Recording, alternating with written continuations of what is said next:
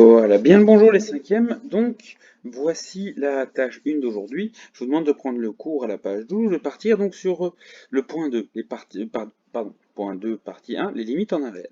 Et donc en fait, on va faire une tâche assez similaire, mais je vais vous expliquer les petites différences. Donc, sur chacune de ces tâches, et je vais vous demander de faire de cette page-ci, de la page donc qui doit être 12 chez vous, ou 13, et de compléter de la page 13 à la page 20. Alors, rien de très très compliqué, mais il va falloir réfléchir un peu. Alors, signification, on laisse de côté, on fera ça ensemble. Alors, qu'est-ce que je voudrais faire à chaque fois? La première chose, à chaque fois, il y aura une limite, pardon, une fonction. Et donc, la première chose, ce sera de calculer son domaine. Donc, ici, c'est ce qui vous avait été demandé hier. Une fois que vous avez trouvé le domaine, je vous demande d'indiquer les bornes. Et vous verrez, dans cet exercice, à chaque fois, les bornes, ce sera l'ensemble des réels, sauf un certain nombre. Donc, R, sauf un certain nombre. Ici, c'était 2, si vous avez fait ça convenablement hier. Et donc, à chaque fois, on s'intéressera à la limite de x tend vers, eh bien, non, pardon, ça c'est le domaine. Donc la borne, excusez-moi, la borne c'est 2, le domaine c'est R sauf 2, je l'écris assez mal, mais j'ai pas les outils pour.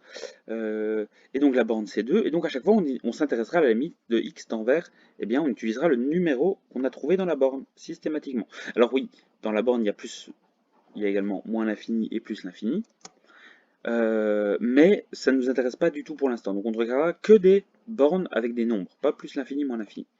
Alors, une fois qu'on a fait ça, on va faire une limite à gauche et une limite à droite. Donc, qu'est-ce que ça signifie? Eh bien, il faut faire un tableau de gauche en prenant une suite qui va vers 2, mais qui est inférieure à 2.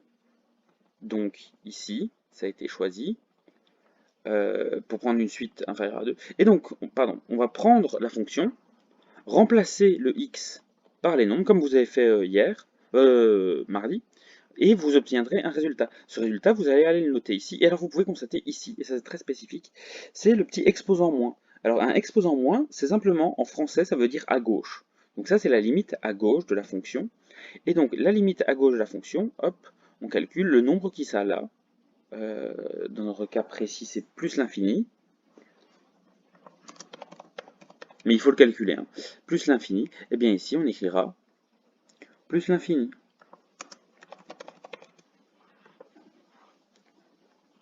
Et ensuite, il faudra faire la même chose pour un tableau de droite, et donc remplacer par des nombres, et voir ce qui va se passer. Ici, bon, pas de suspense, sera aussi plus l'infini. Et donc, la limite à droite, quand on utilise un tableau de droite, ce sera plus l'infini. Ensuite, conclusion. À chaque fois pour la conclusion, vous mettrez la limite sans préciser à gauche et à droite. Et si vous avez obtenu la même réponse, et ça c'est un point ultra important du cours, si la limite à gauche, ici et ici, c'est la même chose, vous recopiez une troisième fois, et à chaque fois ça vaut des points d'ailleurs, vous recopiez une troisième fois la réponse ici. Si ce n'est pas le cas, vous mettez une barre. Voilà. Et donc, c'est ce que je vous demande. Après, normalement, vous devez regarder votre réponse finale et le graphique et essayer de trouver le lien entre la limite, ici, et le graphique. Ici, la limite, ce sera plus l'infini. X tend vers 2, f de x égale plus l'infini.